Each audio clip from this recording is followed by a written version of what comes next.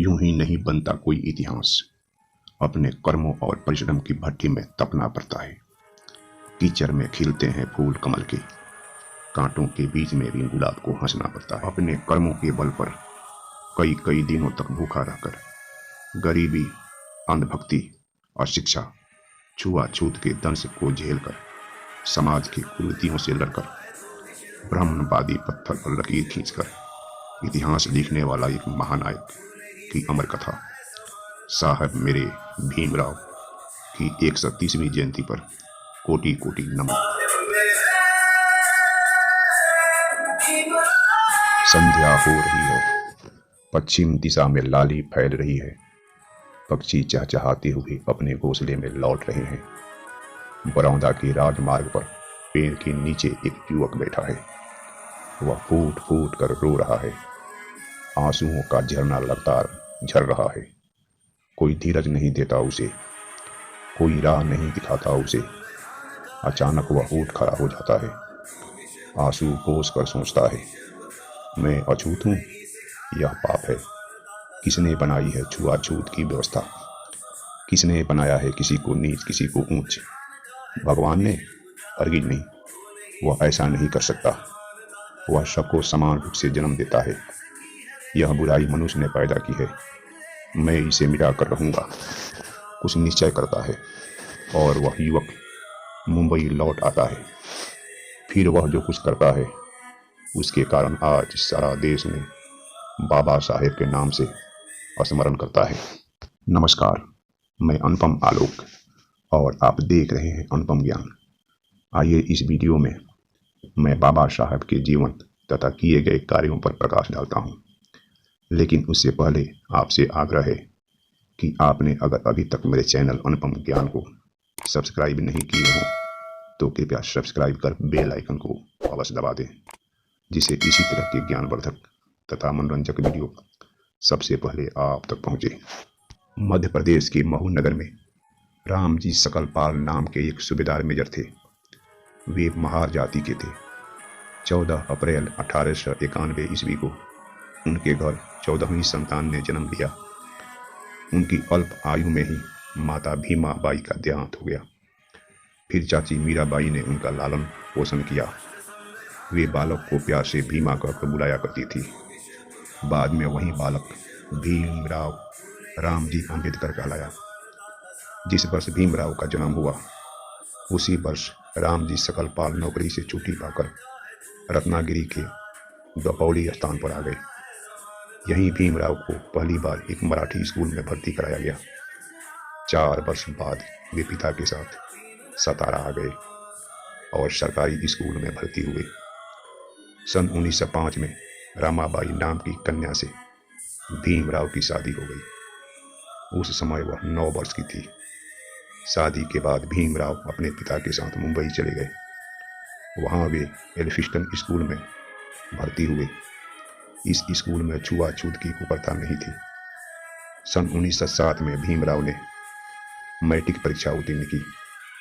महार जाति के लिए बहुत गौरव की बात थी। घर में खूब खुशियाँ मनाई गई। भीमराव एल्फिस्टन कॉलेज में पढ़ने लगे। बड़ौदा के महाराज सयाजीराव गायकवाड़ ने प्रसन्न होकर उन्हें 25 रुपये मासिक छात्रवृत्ति देना आरंभ कर दिया। सन 1913 में वे BA उत्तीर्ण हो गए।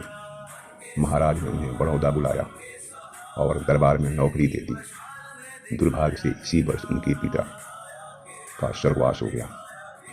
महाराज के दरबार में भीमराव को कट्टरपंथियों की घृणा का पात्र बनना पड़ा। चपरासी तक उनको फाइलें फेंक कर देते थे।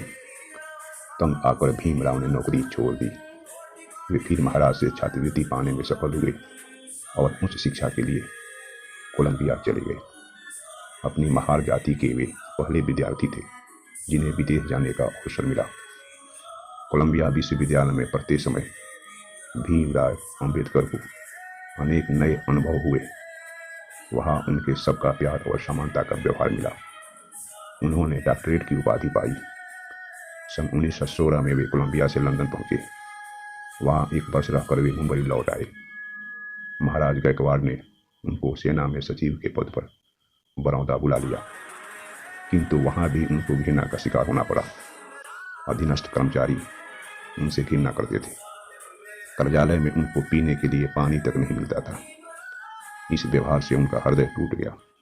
उन्होंने आंखों में आंसू भरकर नौकरी छोड़ दी और मुंबई पहुंचे। विदेश में रहकर डॉक्टर भीमराव अंबेडकर ने 2 पुस्तकें लिखी। धीरे धीरे उनकी विद्वता की धाक जमने लगी।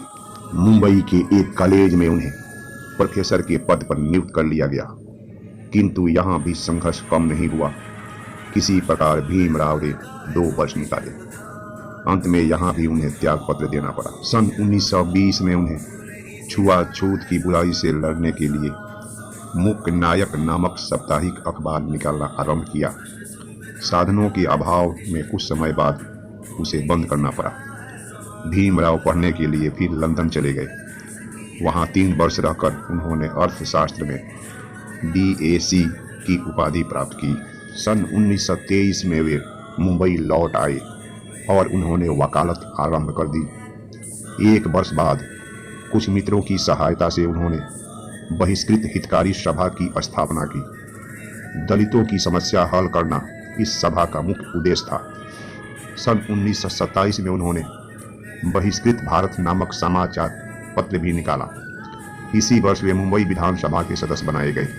डॉक्टर अंबेडकर समाज में दलितों को समानता अधिकार दिलाना चाहते थे। वे उनकी आर्थिक हालत सुधारने के लिए संकल्प ले चुके थे।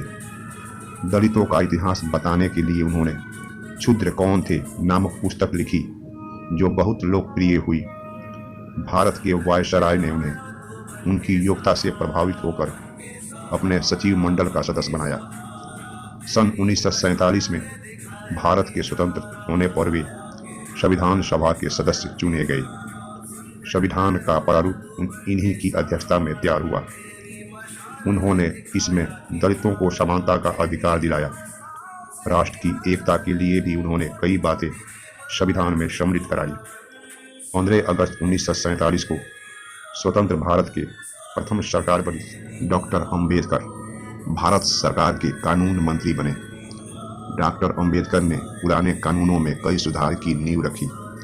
सन 1951 में उन्होंने अपने पद से त्यागपत्र दे दिया।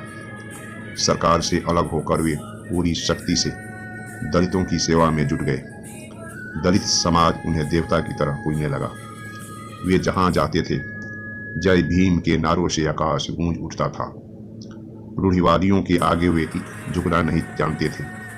उन्होंने दलितों की राय दी, तुम सब बौद्ध बन जाओ। उन्होंने सन 1955 में भारतीय बौद्ध महासभा की स्थापना कर डाली। 1 वर्ष बाद नागपुर में उन्होंने स्वयं भी बौद्ध धर्म स्वीकार कर लिया। इस घटना से रूढ़िवादियों में बड़ी खलबली मच गई। दुर्भाग्य से दलितों का यह नेता अधिक दिनों तक जीवित नहीं रहा। 6 दिसंबर 1956 को अचानक लाखों पीड़ितों को छोड़कर डॉक्टर अंबेडकर स्वर्गवासी हो गए।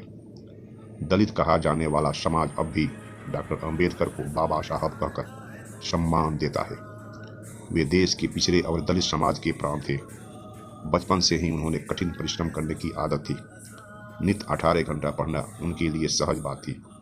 सिनेमा और गपशप से वे दूर रहते थे। कठिनाइयाँ उनका मार्ग नहीं रोक पाती थी। वे जो सोचते वही करते थे। उनका भाषण बहुत प्रभावशाली होता था। तर्क करने की उनमें अनोखी शक्ति थी। डॉक्टर अंबेडकर किसी भी धर्म के विरोधी नहीं थे। वे धर्म को मनुष्य के लिए बहुत आवश्यक मानते थे। उनकी लड़ाई तो उन बुराइयों से थी जिन्हें मनुष्यों ने धर्म में उत्पन्न कर दिया था। बौद्ध को वे इसलिए पसंद करते थे कि वह समानता पर आधारित है। वे कहा करते थे कि वेद, शास्त्र, स्मृति पुराण आदि को कुछ लोगों ने छुआछूत का हथियार बना लिया है। डॉक्टर अंबेडकर इसलिए महान है क्योंकि उन्होंने छुआछूत के पापों को नष्ट करने का प्रयत्न किया। उनके प्रयत्नों से दलितों को कानून में समानता का अधिकार मिला। आज दलित बालक विद्यालय में समान बालकों के साथ पढ़ते हैं, खाते पीते और खेलते कूदते हैं। गाड़ियों, होटलों, तीर्थों, मंदिरों आदि सभी जगह उन्हें समानता का अधिकार प्राप्त है। हजारों वर्षों के भारतीय इतिहास की यह बहुत बड़ी घटना है। एक बहुत बड़े वर्ग को छुआछूत के पाप से डॉक्टर भीमराव अंबेडकर ने छुटकारा दिलाया। आने वाली पीढ़ियां बाबा साहब अंबेडकर के महान कार्यों को स्मरण कर गौरव का अनुभव करती रहेगी। जय भीम।